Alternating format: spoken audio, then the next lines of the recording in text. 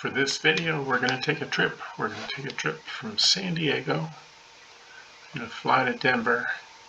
And then about a quarter of the way back, we're going to go to Montrose, Colorado. Now, Montrose, Colorado is about 3 hours north of Durango. And the reason we're going to Montrose is there's a BMW for sale up there for not a lot of money. And it looks like it'll be a pretty good adventure to drive from there down to Durango. I've taken a number of times and studied up a little on the history, so it should be interesting. So let's put on our gear and get going.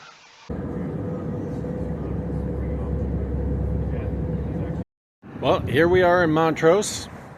Took about 15 minutes, but I got the bike all loaded up. She needs a good wash and wax, get some of the bugs off. Got some extra spare parts, which are carefully tied on. Over there, you see the San Juan Mountains. Be driving through there shortly. Hopefully we can get all our gear together and make a nice little video.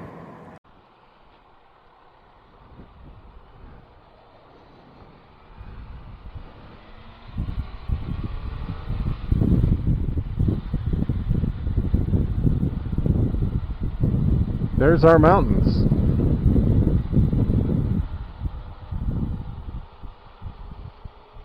Windshield up. Got rather hot. I was expecting it to be freezing cold here. Of course it's not.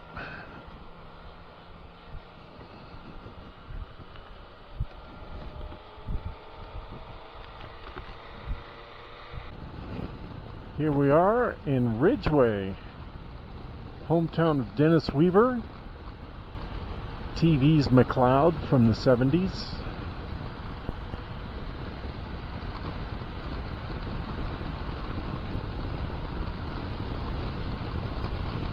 And I think maybe another 10 miles and we'll be in Ouray, which is called America's Switzerland. Alright, now we're in Ouray, Colorado.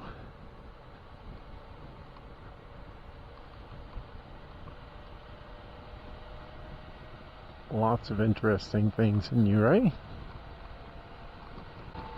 Hot springs, steam caves.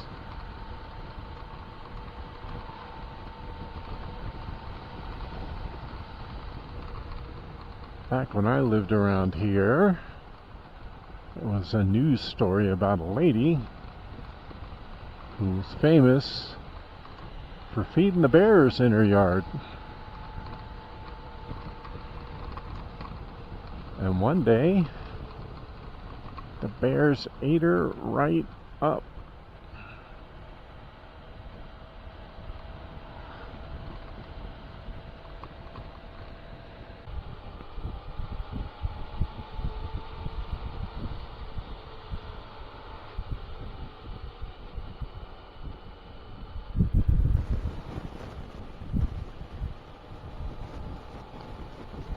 I believe Bob and Sherry came and visited, stayed there one time. We went up and met them.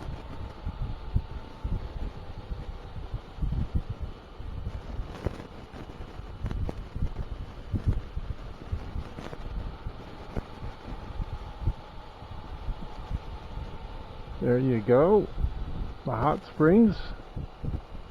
I wish it was an hour and a half ago. I'd stop. Look at that beautiful green grass in April. A corgi.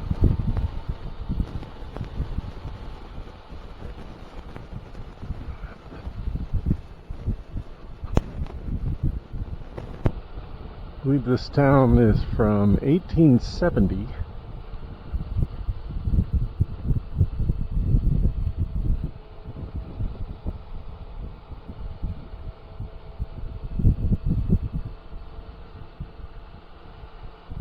Not much going on today.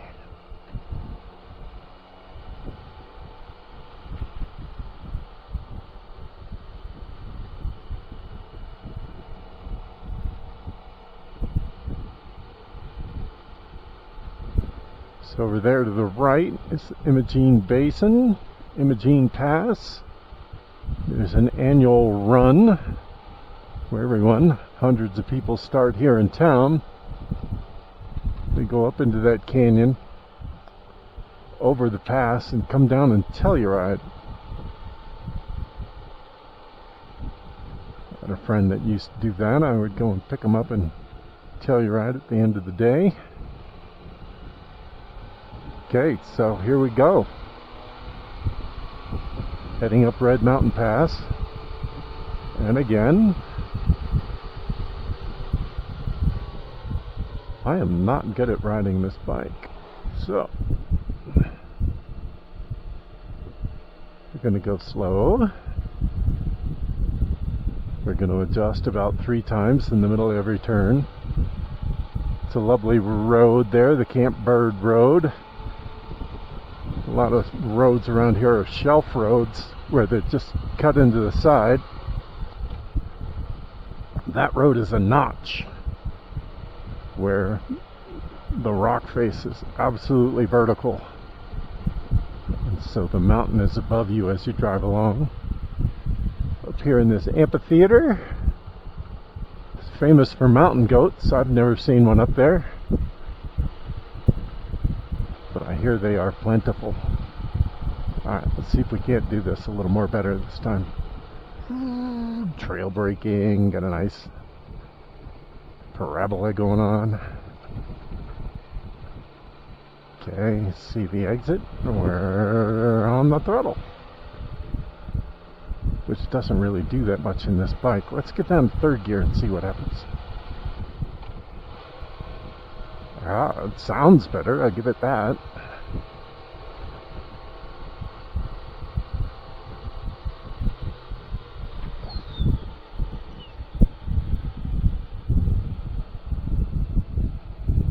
Watch out for Subarus. Alright. I think that's Bear Creek over there. For as sketchy and scary as this road is, Bear Creek is the hiking trail that matches it. Just flat scary. That is what they drop when they close the pass, which happens reliably every winter. Just for how long?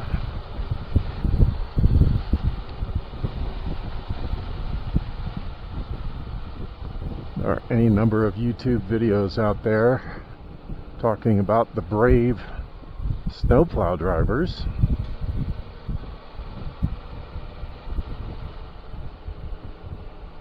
We're going to come up on a memorial for some of them. Oh, there's a little bit of guardrail.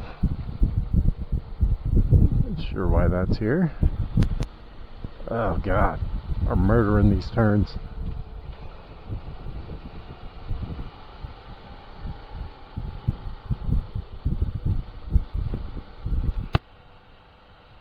Let's go ahead and see if we can't drop the windshield a little. Isn't this beautiful? Oh my God. Bear Creek Falls coming up. There's Bear Creek.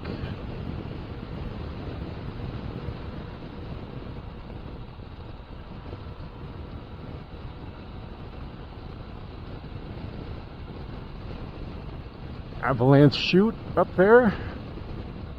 Too much snow in it.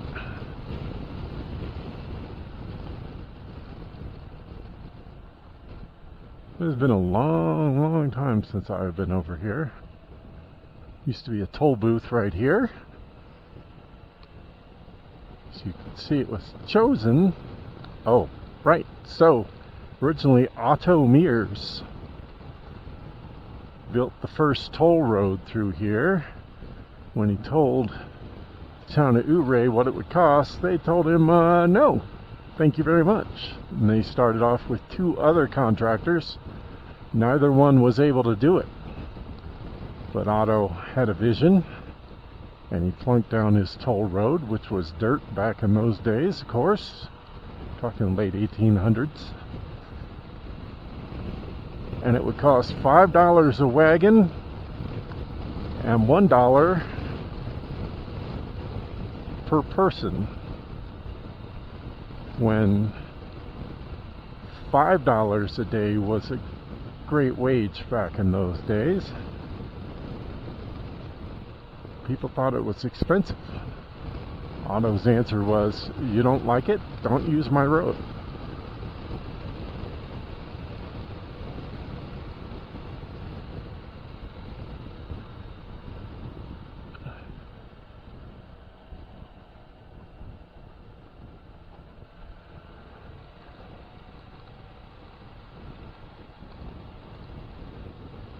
If this were summertime and this pass were open, there'd probably be about 25 Jeeps all in a row there waiting to go over.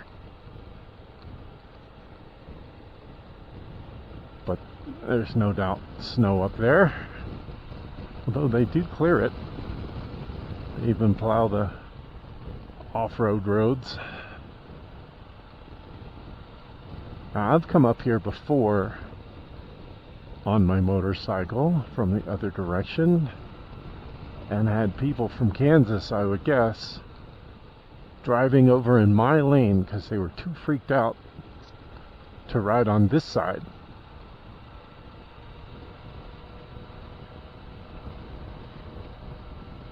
Hey, we'll tell you that given that this bike still feels super clunky to me, I'm mildly freaked out myself. Because you're getting some good snow melt in here. Expected it to be a lot whiter up here.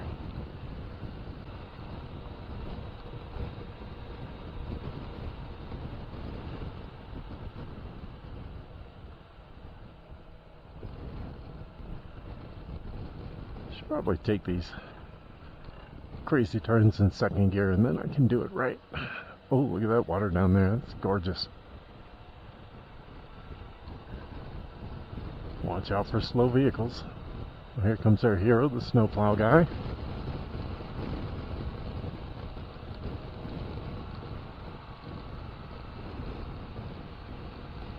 Not sure why he's driving around, because they pay him to do it.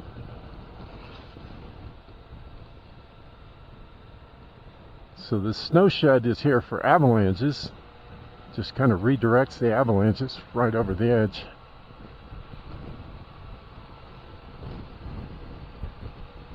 Saves wear and tear on the road.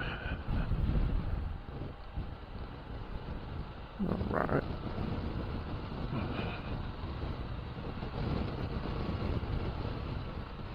There's a monument to the snowplow drivers. Looks like maybe 3 of them.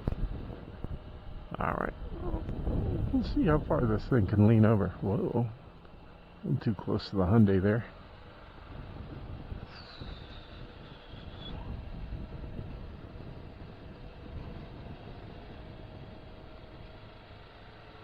Maybe starting to get it. Maybe.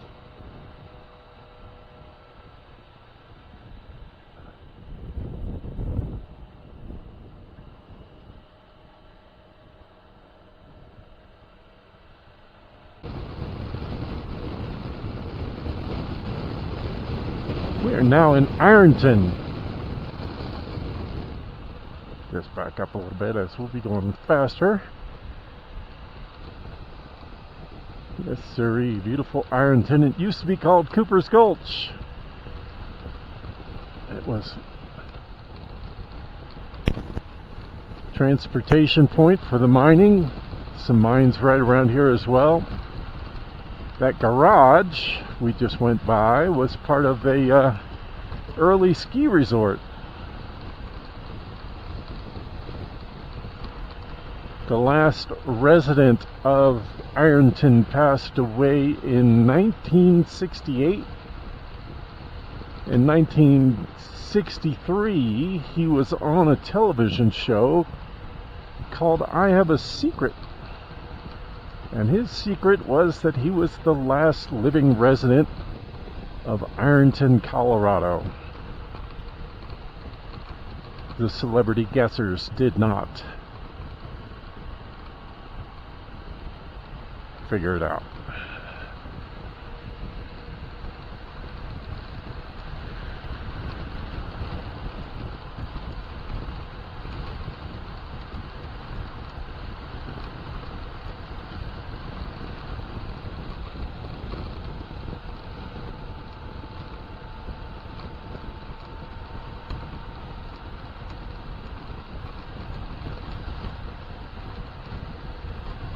Ironton Park. Oh, so, said it used to be called Cooper's Gulch. Well, they did some mining around here, and it turned out that they didn't have very much precious metal at all. And so therefore, the miners called this Ironton sort of tongue-in-cheek.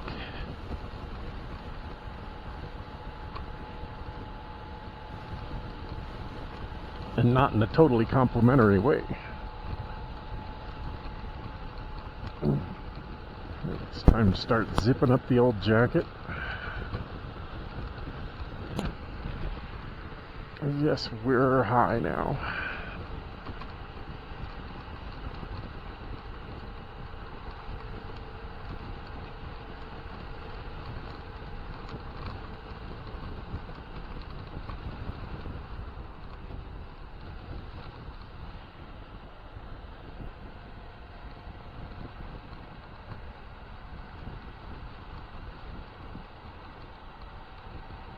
End of the avalanche area.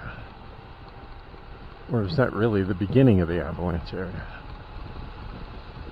See, all the red in the water is the iron ore in these mountains. When it gets to the surface, it starts to rust. So some people might take a look at that and say, oh, it's so polluted. I think I'm going to take him.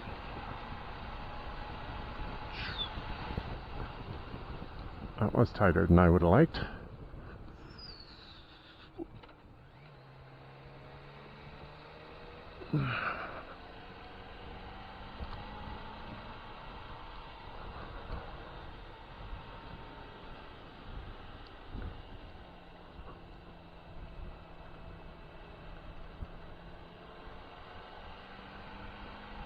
I used to love to go snowshoeing up here. Normally would start at the top or the other side of Red Mountain Pass. Come down here to the road and then hitchhike back.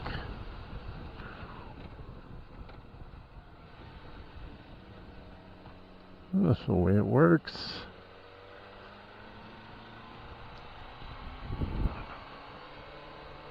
And once got picked up by a family in a pickup truck, and they just thought it was so funny to go racing around these corners with us flopping around in the back.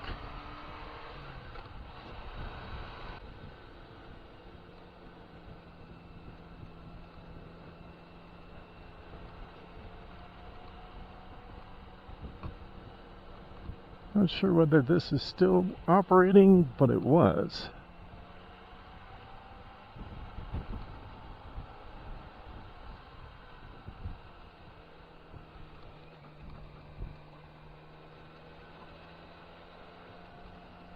And beautiful bunkhouses for the miners.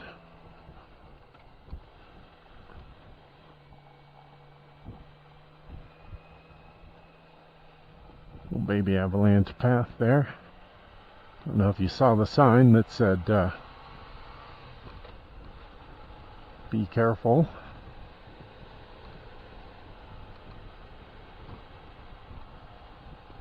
No stopping or standing.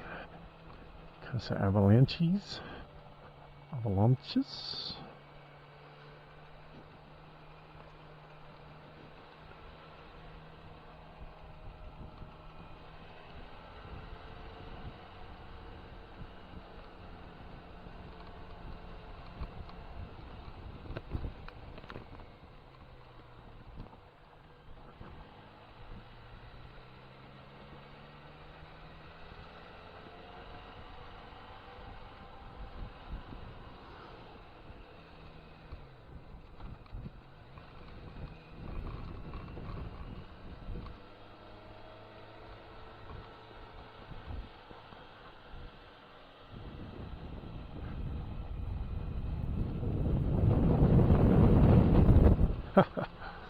Little breezy. Some rocks pushed down by the water.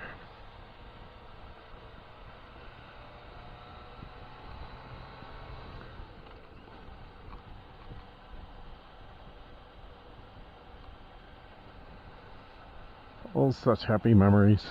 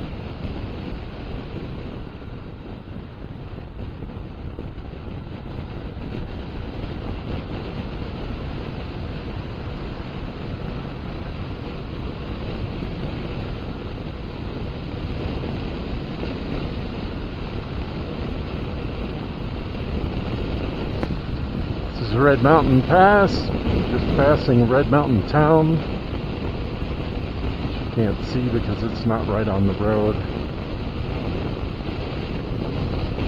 Right over there somewhere.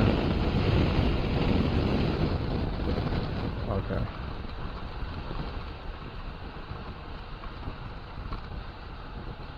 Oh, here we go. That's how you get to Red Mountain Town.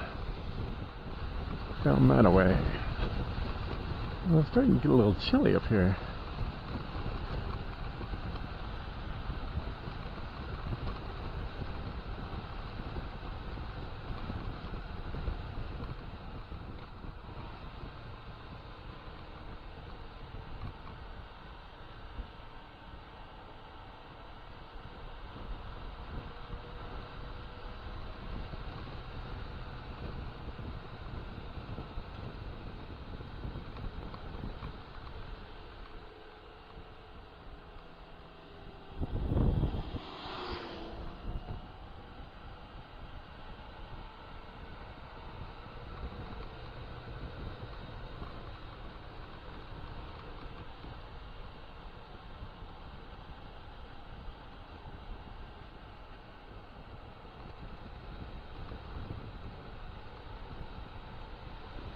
A nice little waterfall.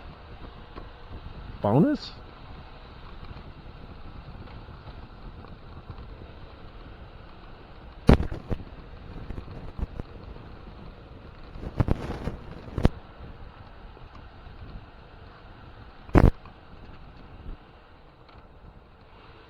So when Otto Mears built his toll road,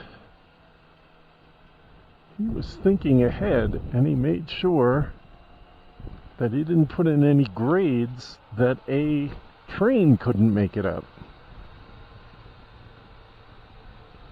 So after building the toll road, he had the right of way, put in a railroad through here.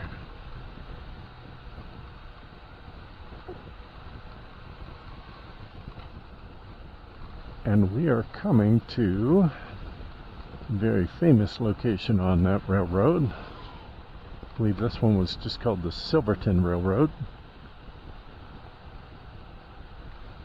There was another one called Silverton Northern. I get them mixed up a little bit.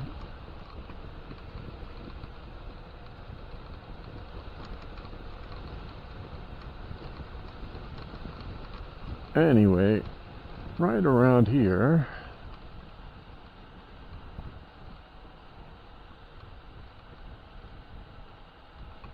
he put in a mainline turntable. I think it was right here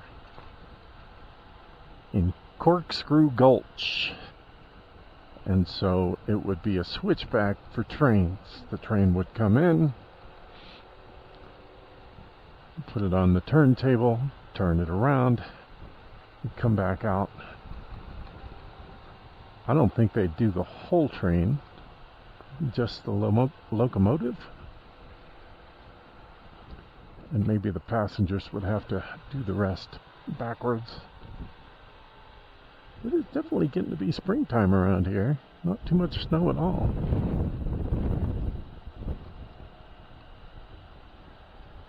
Okay, so we've dropped into one of my favorite places, Chattanooga, which was named after the founder's hometown of Chattanooga, Tennessee. Look at the beaver dams over there. Anyway, Chattanooga was destroyed by fire twice, rebuilt once in the middle. And one of those two fire catastrophes, they knew the fire was coming. It was a brush fire, and they knew it was coming. And so what did they save of the whole town? They saved the piano, because it was the one thing they couldn't build themselves. They did was they dug a 6-foot hole, dropped the piano into it, and covered it up. And then they ran for their lives. Came back, dug up the piano, made a new town. Be a sad town with no piano.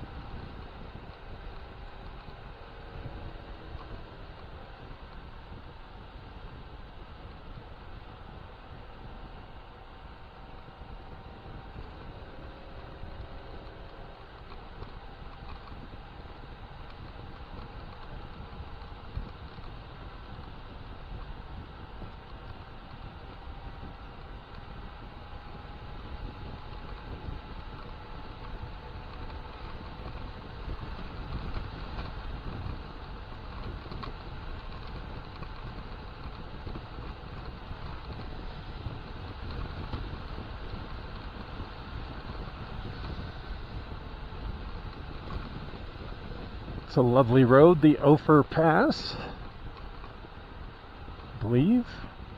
Bam. Ophir Pass will take you over to Telluride. And right near the Ophir Pass was where George Westinghouse put in one of the first AC electrical transmission lines. AC was required because the source of the power, which was down by the creek, was so far away from the mine that you just can't send DC that far, I believe, without a significant loss of power.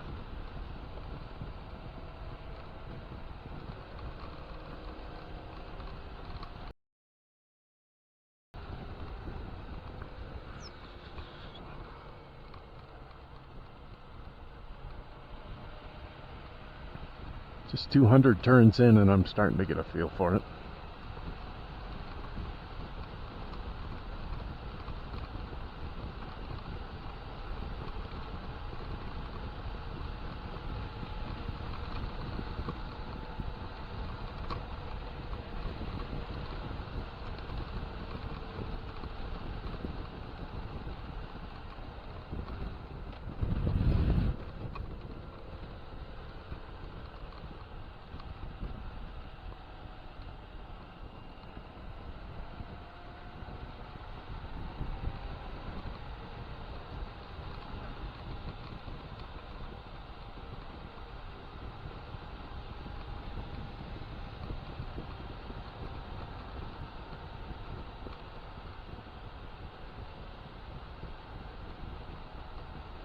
Trying to remember the name of this gulch up here, but it goes to a popular hiking destination called Ice Lakes.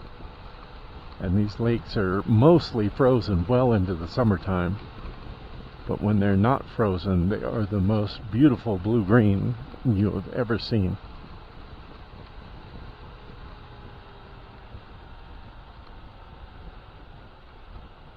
Lots of camping opportunities, stuff like that up there.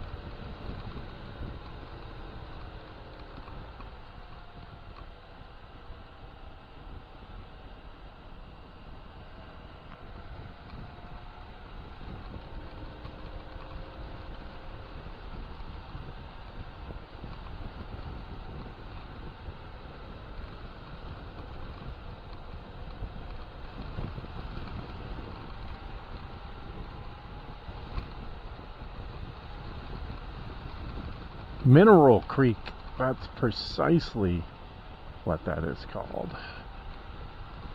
No big surprise. Lots and lots of marmots up there. Cute little frolicking marmots.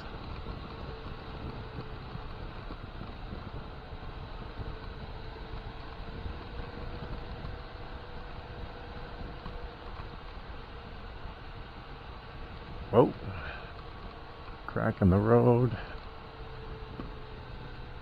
The green color.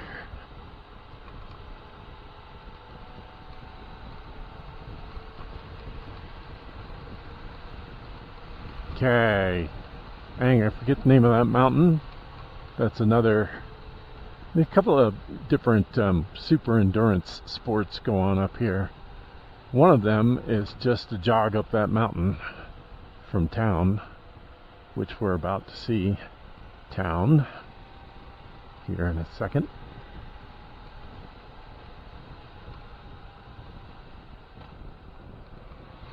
You see the rust.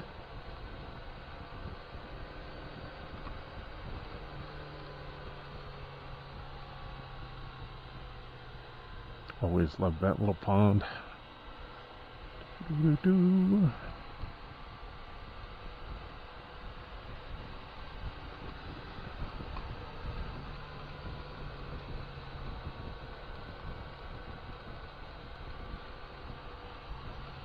Yeah, if you're in the right gear, this thing's easier to steer, for sure.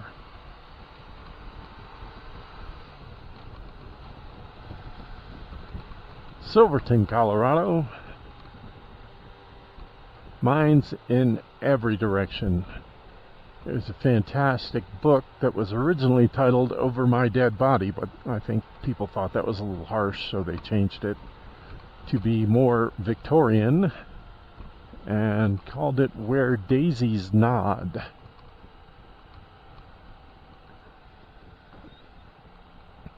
And it's kind of the best of the obituaries from this town from the pioneer days. I can't help myself. I gotta drive up Main Street and back. One reason I can't help myself, I think this is a road. You can't really see the stripes. There's the Historical Society. Also the place where they publish newspaper from. We used to work for the newspaper for a number of years. So,